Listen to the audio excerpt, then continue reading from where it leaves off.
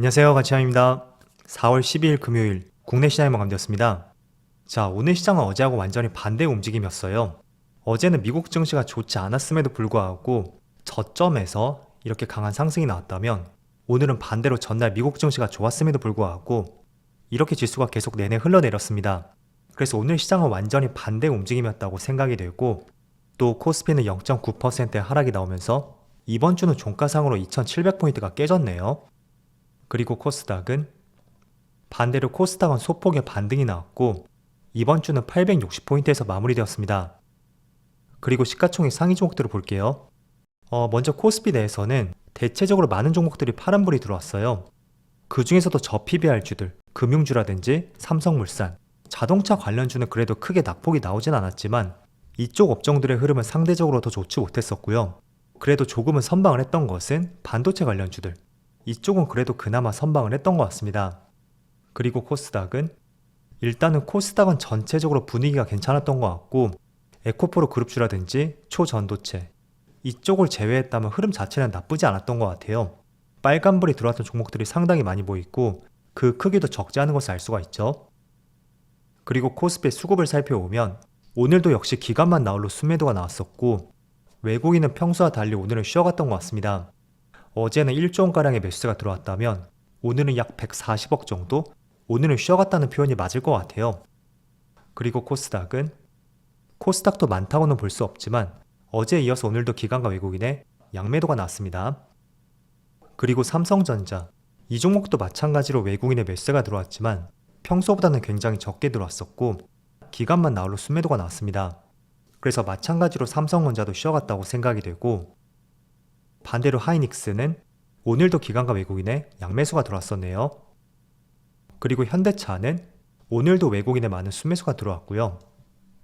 반대로 기아는 외국인의 순매도가 나왔습니다. 또 최근에 급락이 나왔었던 삼성물산, 하지만 여전히 외국인의 순매수가 이어지고 있고 기관만 나홀로 꾸준히 순매도가 나오고 있습니다. 자, 그럼 이어서 주체별 매매 동향에 대해서 살펴보도록 하겠습니다. 4월 12일 외국인이 가장 많이 매수한 종목은 삼성전자, 현대차, LS일렉트릭, SK하이닉스, 삼성중공업 이렇게 순서대로 매수했고, 또 기관은 인버스 ETF에 많이 베팅을 했고 아모레퍼시픽, 하나오션, LS, 두산 많은 규모는 아니었지만 이런 순서로 매수를 했습니다. 이어서 해외 증시를 볼게요. 전날에 미국 증시가 다시 한번 급등이 나왔습니다. 나스닥이 1.7% 가까운 상승이 나왔고 S&P 500도 마찬가지로 0.7% 반등이 있었고 다우지수만 전날하고 비슷하게 마무리되었어요. 그리고 반도체도 어제 다시 한번 엔비디아의 급등이 있었죠. 그래서 2.4%의 급등이 나왔습니다. 그래서 전날에 미국 증시의 흐름이 괜찮았었던 만큼 오늘 국내 증시를 많이 기대하셨던 분들도 계셨을 겁니다. 저도 사실 오늘 시장을 많이 기대를 했었거든요. 그런데 생각보다 시장 흐름이 좋지는 않더라고요. 아마도 이틀 전에 미국 증시가 한 차례 하락이 나왔었잖아요. 그럼에도 불구하고 어제 국내 증시에서 저점 대비 강한 반등이 나왔습니다. 그래서 어쩌면 오늘 종료되었던 미국 증시 흐름이 전날 국내 증시에 선반영되지 않았을까, 이렇게도 생각을 해볼 수가 있을 것 같아요. 자, 삼성전자도 마찬가지죠. 오늘 지금 현재 파란불이 들어오고 있지만 전날 미국 증시가 좋지 않았음에도 불구하고 어제는 또 저점에서 고점까지 거의 2.5%의 반등이 나왔습니다. 그리고 하이닉스도 마찬가지였고요. 또 한미반도체도 마찬가지였죠. 그래서 오늘 시장 흐름이 조금은 아쉽지만 전날에 미국 증시가 한 차례 급락이 나왔음에도 불구하고 국내 증시가 어제 저점에서 반등이 나왔다는 것이 어쩌면 미리 선반영되지 않았을까, 이렇게 조금은 긍정적으로 생각해보는 것이 좋을 것 같습니다. 어쨌든 오늘 시장 흐름이 다소 아쉽다고 해도 반도체 흐름은 상당히 견조한 것을 알 수가 있어요. 한미반도체는 장중에 다시 한번 신고가를 경신했죠. 그리고 리노공업이라든지 SK하이닉스 마찬가지로 장중에 신고가를 경신했습니다. 그래서 오늘은 다소 아쉽다고 해도 반도체는 불안한 시장 대비 그래도 선방을 하고 있다, 우선은 이렇게 가볍게 생각을 해보시고 다음 주 시장을 도모해보자고 말씀드리겠습니다. 자, 그리고 오늘 시장에서 한 가지 눈에 띄는 업종이 있는데 바로 구리와 관련된 종목이었어요. 구리와 관련된 종목에 대해서는 제가 거의 한 달 전쯤에 말씀드렸을 것입니다. 전력 설비 관련주로서 그 내용들을 풀어서 말씀드렸었고 여전히 강세 흐름이 한 달 넘게 이어지고 있습니다.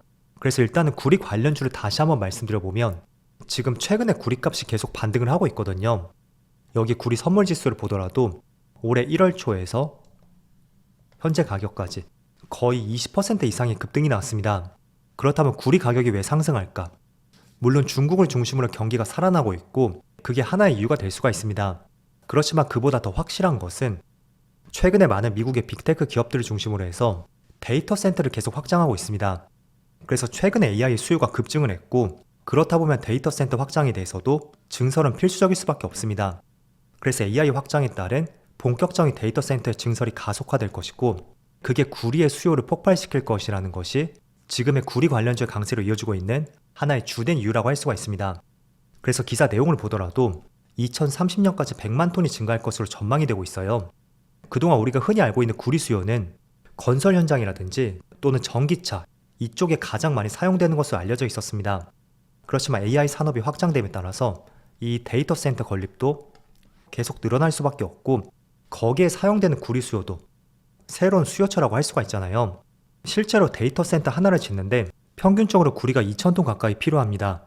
그래서 그런 점들을 떠올려 본다면 구리 수요와 관련해서는 앞으로 계속 확장될 수밖에 없고 또 여러 가지 구리 관련주 내에서도 특히 전선 관련주들 이쪽이 가장 큰 수혜를 볼 것이라는 것이 지금의 시장 견해라고 할 수가 있습니다. 자, 그래서 대표적인 전선 관련주에는 HD 현대일렉트릭, 또 재룡전기, LS일렉트릭 이런 종목이 있다고 말씀드렸습니다. 그런데 지금 위치에서 보면 사실 저는 당장 매수하진 않을 것 같아요. 제가 관심을 갖고 있던 시점이라고 말씀드렸던 것은 3월 중순쯤의 내용을 말씀드렸을 거예요. 그래서 그때가 정말 매수 적기였다고 생각이 되고 지금은 매수하고 수익을 낼 수 있는 그 크기보다는 조정에 들어올 수 있는 크기가 훨씬 크지 않을까 그런 생각을 갖고 있습니다. 그래서 최근에 전선 관련주가 굉장히 강세 흐름이 나오고 있고 그 이유에 대해서는 조금 전에 설명을 드렸습니다. 하지만 단기적인 급등에 따른 지금은 조정 가능성을 대비해야 된다고 생각이 되고 만약에 정말로 내용적인 측면이 마음에 들어서 매수 관점을 고려하고 계시다면 저라면 사람들의 관심에서 약간은 멀어졌을 때 그때를 공략해 볼 것 같습니다. 일반적으로 이렇게 가파르게 상승이 나온 경우에는 조정이 나온다면 5일선도 깨질 가능성이 있어요.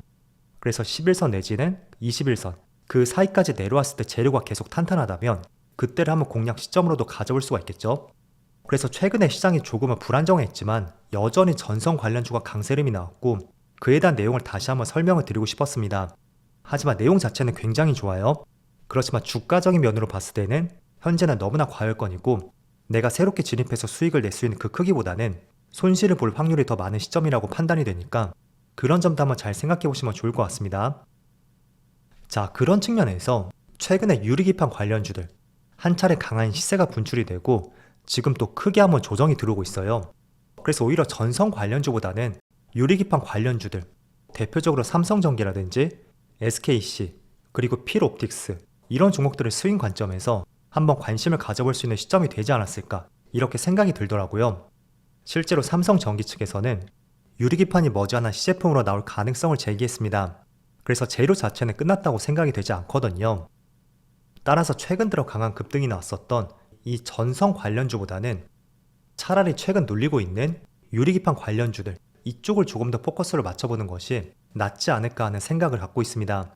그래서 대표적인 관련주로서 SKC라든지 삼성전기 그리고 필옵틱스 이런 종목들이 크게 조정이 나오고 있으니까 주가가 더 이상 빠지지 않는다면 한 번쯤은 관심을 가져볼 수도 있겠죠.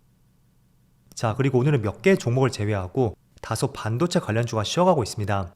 하지만 반도체 봄은 이제 막 시작이 되었다고 말씀을 드릴 수가 있고 얼마 전에 삼성전자에서 SSD 가격을 인상했다는 기사를 보셨을 거예요. 그래서 한 차례 급등이 나왔었고 또 관련주도 많은 상승이 나왔습니다. 그런데 삼성전자뿐만 아니라 SSD 시장 점유율 3위 업체라고 할 수 있는 미국의 웨스턴 기업도 가격 인상을 했고 이런 부분은 전체적으로 시장이 좋아지고 있다는 추세적인 부분을 알 수가 있습니다. 때문에 이번에 삼성전자의 실적 발표를 통해서 1분기가 생각보다 실적이 잘 나왔잖아요. 그런데 저는 거기서 끝나지 않고 충분히 2분기 내지는 3분기, 4분기, 나아가서 2025년까지 충분히 실적 성장을 기대해 볼 수 있는 중요한 시점이 될 거라고 판단을 하고 있습니다.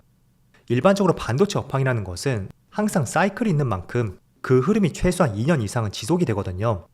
그래서 이번에 1분기에 실적이 잘 나왔다고 해서 2분기에 그 좋았던 흐름이 끝날 것이다. 그렇게 보는 것은 절대적으로 맞지는 않습니다. 때문에 최소한 좋아지는 흐름이 발생이 된다면 보수적으로 봤을 때 1년 6개월 이상 그 정도는 유지될 가능성이 있으니까 항상 반도체는 사이클을 이해해 보시고요. 여전히 시장 중심주로서 개별 종목들을 접근해 나가자고 말씀을 드리겠습니다. 그리고 마지막으로 지금 코스피의 위치를 보면 지금 시장이 2주 가까이 조금은 쉬어가는 것 같아요. 직전에 2650포인트 그 매물대를 돌파하고 나서 한 2주 정도 쉬어가고 있죠. 하지만 그동안의 2650포인트가 고점으로 작용이 되었다면 이제는 돌파한 시점인 만큼 충분히 발판이 되어서 올라갈 수 있는 디딤돌이 될 수 있다고 생각이 돼요. 그래서 다음 주에는 조금 더 맑은 시장을 기대해 보면서 시장이 다시 한번 큰 반등이 나올 수 있기를 같이 한번 기대해 보자고 말씀드리겠습니다. 자, 그럼 한 주 동안 정말 수고 많으셨고요. 저는 다음 주 월요일 영상에서 다시 찾아뵙도록 하겠습니다. 모두 즐거운 저녁 되세요. 감사합니다.